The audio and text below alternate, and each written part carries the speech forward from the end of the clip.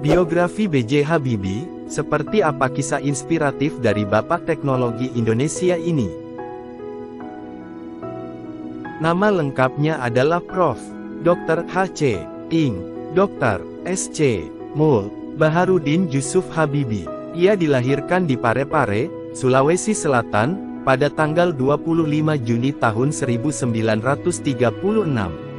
Beliau merupakan anak keempat dari 8 bersaudara, pasangan Alwi Abdul Jalil dan R.A. Tuti Marini Puspowardojo.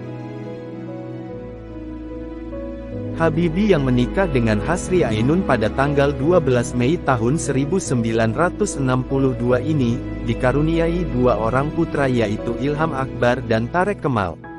Masa kecil Habibie dilalui bersama saudara-saudaranya di Parepare, Sulawesi Selatan. Sifat tegas berpegang pada prinsip telah ditunjukkannya sejak kanak-kanak. Ia punya kegemaran menunggang kuda dan membaca ini, dikenal sangat cerdas ketika masih menduduki sekolah dasar. Namun ia harus kehilangan bapaknya yang meninggal dunia pada tanggal 3 September tahun 1950 karena terkena serangan jantung saat ia sedang salat Isya. Tak lama setelah ayahnya meninggal, ibunya kemudian menjual rumah dan kendaraannya dan pindah ke Bandung bersama anak-anaknya. Sepeninggal ayahnya, ibunya membanting tulang membiayai kehidupan anak-anaknya. Karena kemauan untuk belajar, ibunya kemudian memasukkan anaknya yang dikenal hobi membaca ini, ke Government Middlebury School. Di SMA, beliau mulai tampak menonjol prestasinya, terutama dalam pelajaran-pelajaran eksakta yang merupakan salah satu keistimewaannya. Ia menjadi sosok favorit di sekolahnya. Karena kecerdasannya, setelah tamat SMA di Bandung tahun 1954, beliau masuk di ITB Institut Teknologi Bandung. Ia tidak sampai selesai di sana, karena beliau mendapatkan beasiswa dari Menteri Pendidikan dan Kebudayaan untuk melanjutkan kuliahnya di Jerman.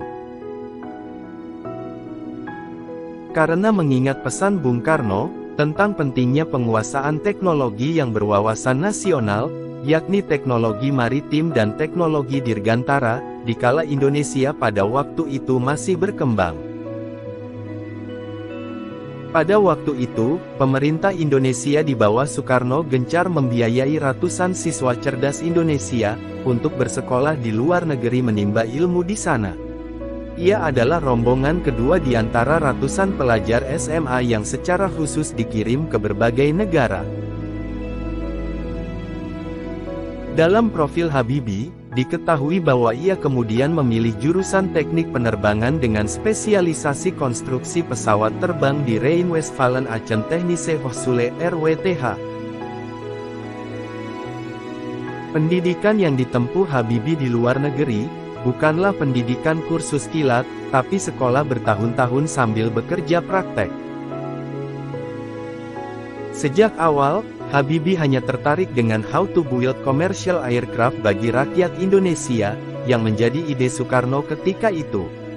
Dari situlah muncul perusahaan-perusahaan strategis, ada PT PAL dan salah satunya adalah IPTN. Ketika sampai di Jerman, ia sudah bertekad untuk sungguh-sungguh dirantau dan harus sukses, dengan mengingat jerih payah ibunya yang membiayai kuliah dan kehidupannya sehari-hari. Beberapa tahun kemudian, pada tahun 1955 di ASEAN, 99% mahasiswa Indonesia yang belajar di sana diberikan beasiswa penuh. Hanya beliaulah yang memiliki paspor hijau atau swasta daripada teman-temannya yang lain. Perjuangan Habibie untuk mencapai cita-citanya, dilaluinya dengan penuh rintangan dan kerja keras. Musim liburan bukan liburan bagi beliau, justru kesempatan emas yang harus diisi dengan ujian dan mencari uang untuk membeli buku. Sehabis masa libur, semua kegiatan disampingkan kecuali belajar. Berbeda dengan teman-temannya yang lain, mereka lebih banyak menggunakan waktu liburan musim panas untuk bekerja, mencari pengalaman dan uang tanpa mengikuti ujian. Dalam biografi B.J. Habibie, diketahui beliau mendapat gelar Diploma Ing. dari Technische Hochschule, Jerman tahun 1960 dengan predikat cum laude atau sempurna, dengan nilai rata-rata 9,5, dengan gelar insinyur. Beliau mendaftar diri untuk bekerja di firma Talbot, sebuah industri kereta api Jerman. Peran Habibie di Talbot sebagai salah satu insinyur yang mendesain struktur atau rangka kereta api. Pada saat itu, firma Talbot membutuhkan sebuah wagon yang bervolume besar, untuk mengangkut barang-barang yang ringan tapi volumenya besar. Talbot membutuhkan 1000 wagon. Mendapat persoalan seperti itu, ia mencoba mengaplikasikan cara-cara konstruksi membuat sayap pesawat terbang, yang ia terapkan pada wagon dan akhirnya berhasil.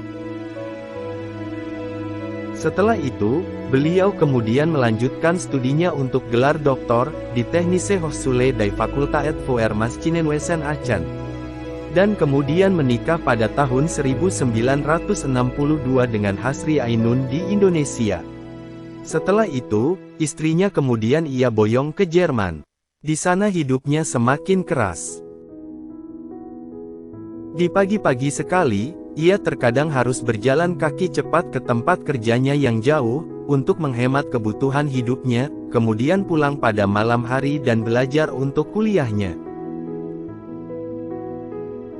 Istrinya Nyonya Hasri Ainun, harus mengantri di tempat pencucian umum untuk mencuci baju untuk menghemat kebutuhan hidup keluarga. Pada tahun 1965, ia mendapatkan gelar dokter Ingenieur dengan penilaian summa cum laude sangat sempurna, dengan nilai rata-rata 10 dari Technische Hochschule der Fakultät für Maschinenwesen Aachen.